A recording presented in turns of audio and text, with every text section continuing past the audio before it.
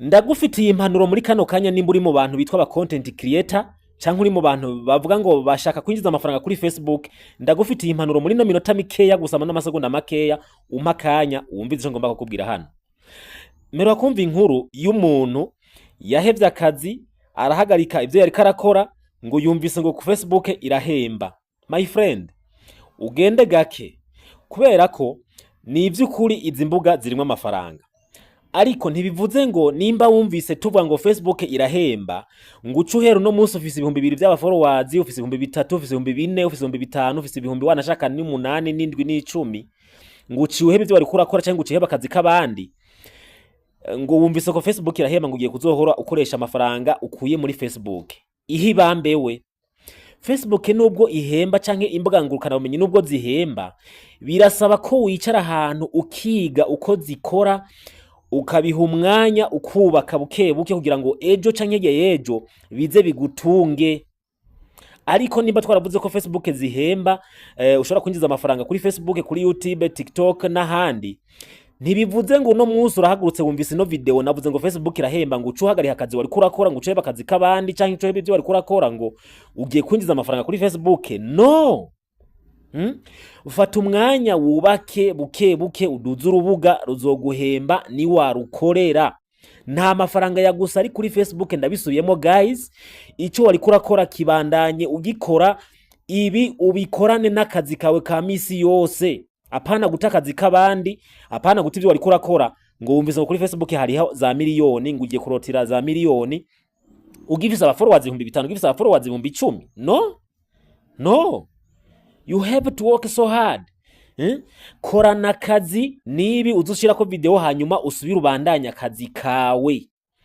Facebook irimo amafaranga, social media zirimo amafaranga, ariko kuwubatse urubuga kagubaka neza karuduza rukamfatira igihe. Nta mafaranga ya gusa ari kumbuga ngurukana bumenyi. Biragusaba kukora bigufatira umwanya. Reka gutakazi kabandi. Ndabisubiyemo reka gutakazi kabandi guys. Reka gutakazi kawe kaguhemba kagutunze buri munsi ngo wumvise ngo Facebook irahemba. Utarubaka urubuga rwawe. Ufise 5000, ufise 4000, 3000, 7000, 8000, 10, 15. No. Urakora ukagubaka. Hari abantu barutira za miliyoni ibihumbi byinshi by'amadolari, amafaranga atari make, amafaranga y'amarundi. Mugabo ntibivuze ngo utangura no munsi nta namezi 2 urama, nta namezi 3 uramara, nta n'umwaka ngo ugiye gutungwa na Facebook. No, ntago bishoboka. Ariko kuri wewe wipanze ukavuga uti jewe ndafise uburyo niteguye ngomba nkore nshirutse umwete ndabe ko nubaka urubuga rwanje ruduge n'ingoga, birashoboka. Ariko bikore witeguye uvuga ati ndafise ikiriko kirantunga muri uno mwanya ndiko ndubaka imbuga zanje. Aho ubu bikora uvuga uti wemvestije amafaranga ashobora gutunga muri ico gihe uzoburi kurubaka urubuga rwawe canke imbuga zawe. Kubera ni wabikora nabi uzohura n'ibibazo hanyuma uvuge ngo numvise video ivuga ngo Facebook irahemba ku rubuga rwa naka. Ntuzoze kuza kutujajinga, uzoba wadutahuye nabi. Nabwumye ndabisubiramo mvuga ngo zino mbuga bisaba ko tuzubaka. N'ubu ma video nama mvuga navuze nti mu mwaka wa 2027 tuzoba dufise intahe nyinshi z'abantu bigize amafaranga menshi kuri zino mbuga ngurukana bumenyi. Aha rero hari umuntu atwumva nabagaca hita ati ivyo ariko arakora byose ngo agiye kuri Facebook ngo agiye kuzohora tungwa na Facebook agifise 2000 by'aba followers 3000, 5000. Ukaraho umuntu nabambwira ngo none ndotira hehe, ndotira gute, ndayarotira gute? Aroroke atararonka na monetization deja. So ukaba witeguye kuvuga uti niteguye mu mufuko meze neza ngo manubaka imbuga.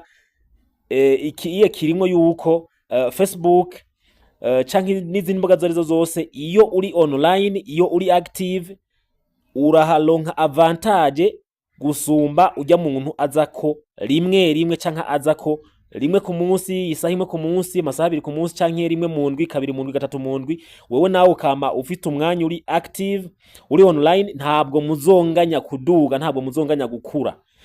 ariko rero navuze ngo ivyo ubikore witeguye uvuga uti nipanze mu buryo buntunga bwa misi yose, apana kuza guta akazi k'abandi kagutunze canke karya akazi kawe kagutunze ka misi yose ngo ugiye kuja kurutira amafaranga ariho gitangura kumva ngo Facebook irahemba.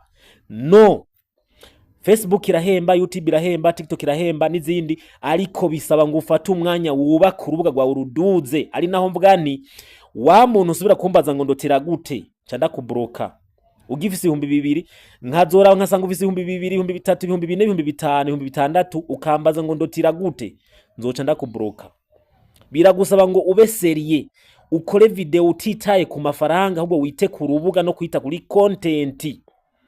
Ufise content iyahe? Nibihe bintu ubona uri kurakora uvuga ati jewe ubu ndi seriye, nobwo noba byose mu gitondo nokora video ndiko ndakora kuri bino bintu. Nukuvuga ngo umetrize content yawe, hanyuma ube seriye, wubaka urubuga rwawe, niho ejo canke yejo ufashe umwanya ugakora ukubaka urubuga rwawe, Facebook nayo izokwereka yuko wakoreye umuntu w'umugabo, wakoreye umuntu ari seriye, hanyuma guhembe igutunge. Ariko apana guhaguruka uno munsi ngo mvise video ngo Facebook irahemba ngo ngiye ngo akazi ndagahebye ngo ibyo nahora nkora byose ndabihebye ngo ngiye kurotera amahera kuri Facebook. No.